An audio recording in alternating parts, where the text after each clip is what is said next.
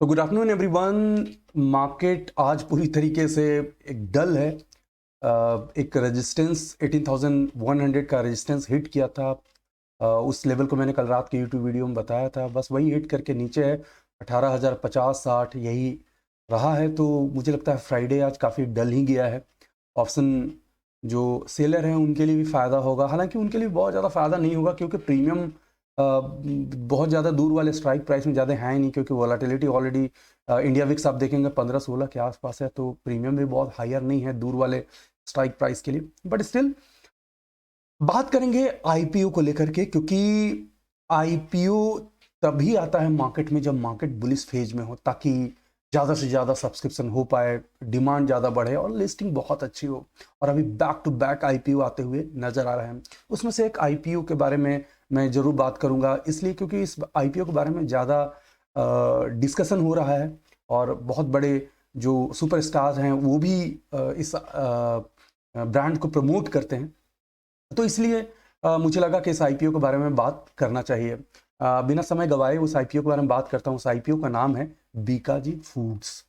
आपने हमने सबने इसके स्नैक्स खाए होंगे और इसका आईपीओ आ गया है, तो अब समय आ गया है कि आपने अगर इनका नमक खाया है तो वो नमक का जो कर्ज है वो अदा करेंगे या नहीं। लेकिन इमोशनल होने से तो स्टॉक मार्केट में कुछ होता नहीं है। You need to be very very professional. तो प्रोफेशनली बीकाजी फूड्स कैसा है उसके बारे में बात करेंगे। तो आज दूसरा दिन है, 3 दिन मिलते हैं आईपीओ अप्लाई करने के लिए, तो कल का दिन चला गया है और आज का दिन अभी भी लाइक जैसे अभी 2:30 बज रहा है, तो अभी भी थोड़ा समय है, वीडियो आते आते शायद इवनिंग हो जाए।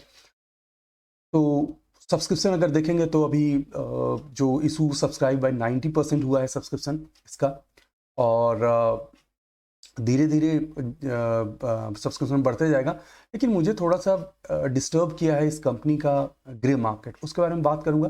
लेकिन इसके बेसिक डिटेल आप लोगों से शेयर कर लेता हूँ। बीकाजी फूड्स का बेसिक डिटेल्स क्या है। तो जैसा कि सबसे पहले मैंने बताया कि ये कल से ही लॉन्च हो चुका है, यानी 3 नवंबर से लॉन्च हुआ है। सैटरडे संडे छुट्टी हो जाएगी, तो 7 नवंबर तक यानी मंडे को भी आप अप्लाई कर सकते हैं। इवनिंग तक आप अप्लाई कर सकते हैं। आप अपने ब्रोकर से बात कर लीजिए। अगर डीमेट एंड ट्रेडिंग अकाउंट नहीं है तो डिस्क्रिप्शन बॉक्स में नीचे जो डिफरेंट लिंक्स दिए गए हैं उसमें से एक डीमेट एंड ट्रेडिंग अकाउंट का लिंक है।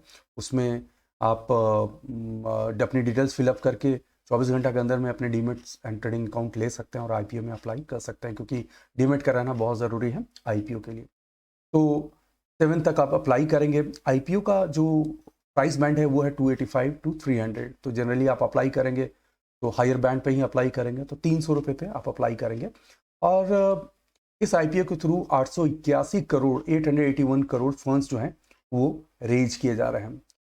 इस कंपनी के लॉट साइज़ के बारे में बात कर लेते हैं। आईपीओ के लॉट साइज़ के बारे में तो आपको पता है, एक मिनिमम 1 लॉट में अप्लाई करेंगे, मैक्सिमम 13 लॉट में एज ए रिटेलर आप अप्लाई करेंगे। तो जो लॉट साइज है वो 50 शेयर का है, यानी 1 लॉट आप अप्लाई करेंगे उसमें 50 शेयर होंगे और प्राइस होगा 300 का। तो 15,000 एक आईपीओ एक लॉट की वैल्यू होगी। जनरली 12 से 15,000 के बीच में वैरी करता है लॉट साइज। अलॉटमेंट डेट जो होगा वो आपको 11 नवंबर को पता चल जाएगा। एनएससी बीएससी दोनों पे ये लिस्टिंग हो रही है, अच्छी बात है। दोनों एक्सचेंज पे जो भी आईपीओ लिस्ट होता है थोड़ा क्रेडिबिलिटी हाई होती है। और लिस्टिंग डेट हमारे काम का है वो होगा 16 नवंबर। तो 16 नवंबर जो भी पर्टिकुलर दिन होगा उस दिन 10 बजे आईपीओ, अब 10 बजे ही लिस्ट होते हैं, काफ़ी समय हो गया है। तो 16 तारीख को ये आईपीओ लिस्ट हो जाएगा। कैसे लिस्टिंग होगी उसके बारे में बात करते हैं। तो सबसे पहले कंपनी के फंडामेंटल्स क्या है, किस तरह का ये इसका लुक है, कंपनी कैसी है। तो कहने का मतलब ये है कि जो बीकाजी फूड्स है वो बेसिकली स्नैक्स और नमकीन मार्केट में बहुत बड़ा नाम है, ये हम सब आप लोग जानते हैं।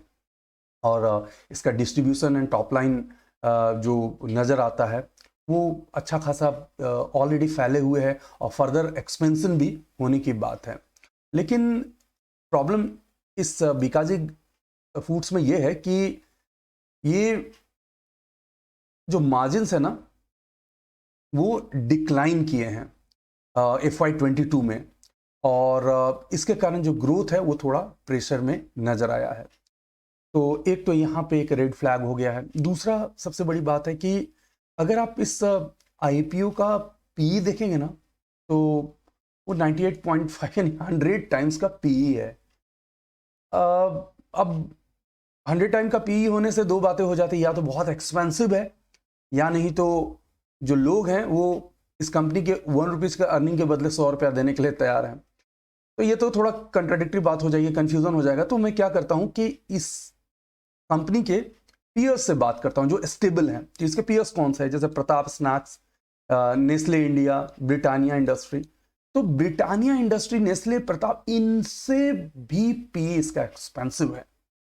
तो जो एक्सपेंसिव पी वाली जो कंपनी होएगी और जो उसके कंपेरिजन में जो स्टेबल कंपनीज हैं उनका पी कम है, तो मार्केट में तो स्टेबल कंपनी के लिए कोई भी जाएगा, वो भी तब जब सस्ते वैल्यूएशंस पे अवेलेबल है।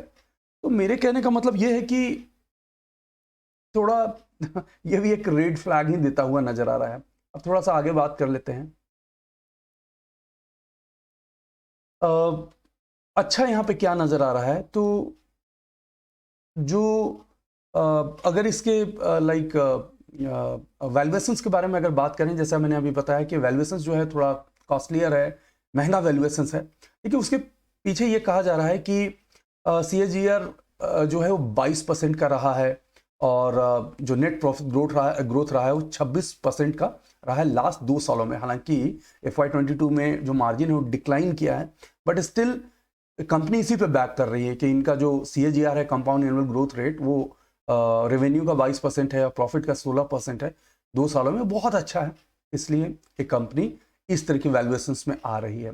लेकिन मार्केट है ना, वो जो उस IPO का औकात होगा उसी के अकॉर्डिंग वैल्यूएशन लगाएगा और उसी के अकॉर्डिंग ही सब्सक्रिप्शन होगा और परफॉर्मेंस उसी के अकॉर्डिंग होगी, क्योंकि डिमांड एंड सप्लाई जो होता है बड़ा रेशनल होता है, लॉजिकल होता है। ग्रे मार्केट को लेकर के देखेंगे तो आज का ग्रे मार्केट 27 रुपये पे चल रहा है।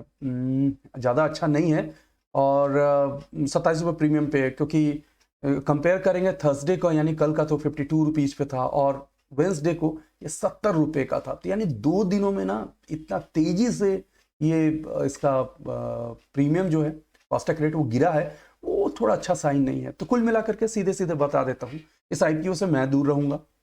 ऑल्दो ये लाइक जो वीडियो है एजुकेशन पर्पस के लिए है, एनालिसिस और लर्निंग के लिए है, लेकिन फिर भी एक वर्डिक्ट है। तो मैं बता रहा हूँ कि मैं इस IPO से दूर रहूँगा। लॉन्ग टर्म में भी मुझे अगर इन्वेस्ट करना होगा तो मैं किसी और जो पीयर हैं उनमें जाऊँगा। और लिस्टिंग गेन के लिए अगर किसी को करना है 10, 20, 30 रुपये के लिए तो वो जा सकता है। बहुत अच्छी लिस्टिंग होने की संभावना इसकी कम है, शायद उस दिन मार्केट बहुत अच्छा हो जाए या कुछ ऐसा हो जाए। तो वैसे लोग जो IPO को लेकर के काफ़ी पॉजिटिव हैं और IPO में ही इन्वेस्टमेंट करना पसंद करते हैं, वैसे लोग इसमें जा सकते हैं। बाकी मैंने अपना व्यू तो आपको बता दिया। Thanks for watching, take care. Video को लाइक करें, शेयर करें, सब्सक्राइब करें और आने वाले वीडियोस के नोटिफिकेशंस के लिए बेल आइकन को दबाएं।